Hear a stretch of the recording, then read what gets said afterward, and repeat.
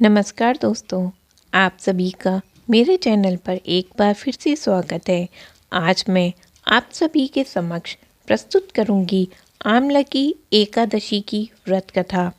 यह व्रत 1000 गौदान का फल देती है। अथ फाल्गुन शुक्ल की एकादशी के व्रत के नाम से भी जाना जाता है और इस एकादशी व्रत को हम अन्य कई नामों से भी जानते हैं।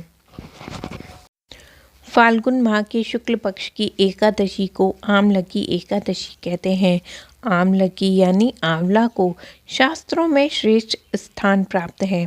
विष्णु जी ने जब सृष्टि की रचना के लिए ब्रह्मा को जन्म दिया, उसी समय उन्होंने आंवले के वृक्ष को जन्म दिया। आंवले को भगवान विष्णु ने आदि वृक्ष के रूप में प्रतिष्ठित किया है। इसके हर अंग में ईश्वर का स्थान माना गया है। आमलकी एकादशी व्रत के पहले दिन व्रती को दशमी की रात्रि में एकादशी व्रत के साथ भगवान विष्णु जी का ध्यान करते हुए ही सोना चाहिए तथा आमलकी एकादशी के दिन सुबह स्नान करके भगवान विष्णु जी की प्रतिमा के समक्ष हाथ में तिल, कुछ मुद्रा और जल लेकर संकल्प करें कि मैं भगवान विष्णु की प्रसन्नता एवं मोक्ष की कामना से आमलकी एकादशी का व्रत रखता हूँ। मेरा यह व्रत सफलतापूर्वक हो, इसके लिए श्री हरि मुझे अपनी शरण में रखें।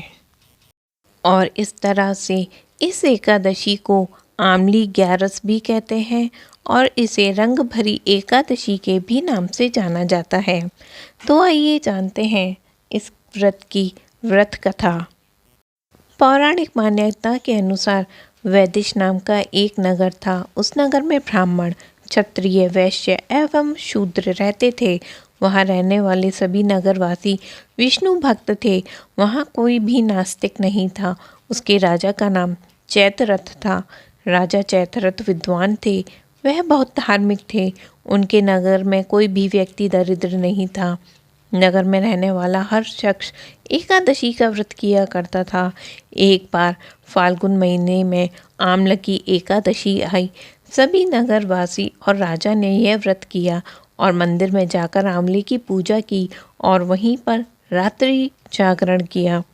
तभी रात के समय वहाँ एक बहेलिया आया जो कि घोर पापी था, लेकिन उसे भूख और प्यास लगी हुई थी।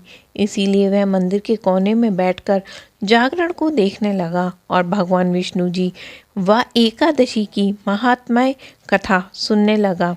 और इसी तरह पूरी रात बीत गई।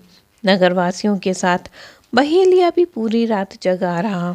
सुबह होने पर सभी नगरवासी अपने अपने घर को चले गए। बहेलिया भी घर जाकर भोजन किया, लेकिन कुछ समय बाद ही बहेलिया की मृत्यु हो गई। हालांकि उसने आमलकी एकादशी व्रत कथा सुनी थी और जागरण भी किया था, इसीलिए वह राजा विदुरथ के घर पर जन्म लिया। राजा ने उसका नाम वसुरथ रखा। बड़ा होकर वह नगर का राजा बना। एक दिन वह शिकार पर निकला, लेकिन बीच में मार्ग भूल गया। रास्ता भूल जाने के कारण वह एक पेड़ के नीचे सो गया। थोड़ी देर बाद वहीं मलेच्छ आ गए और राजा को अकेला देखकर उसे मारने की योजना बनाने लगे। उन्होंने कहा कि इसी राजा के कारण उन्हें देश से निकाला गया था, इसीलिए इसे हमें मार देना चाहिए। इस बात से अनजान राजा सोता रहा। मलेच्छों ने राजा पर हथियार फेंकना शुरू कर दिया, लेकिन उनके शस्त्र राजा के ऊपर फूल बनकर गिरने लगे और देखते ही देखते कुछ देर बाद सारे मलेच्छ जमीन पर मृत पड़े थे। वहीं जब राजा की नींद खुली तो उन्होंने देखा कि कुछ लोग जमीन पर मृत पड़े हैं। राजा समझ गया कि वे सभी उसी को मारने आए थे, लेकिन किसी ने उन्हें मौत की नींद सुला दी। यह देखकर राजा ने कहा कि जंगल में ऐसा कौन है जिसने उसकी जान बचाई है।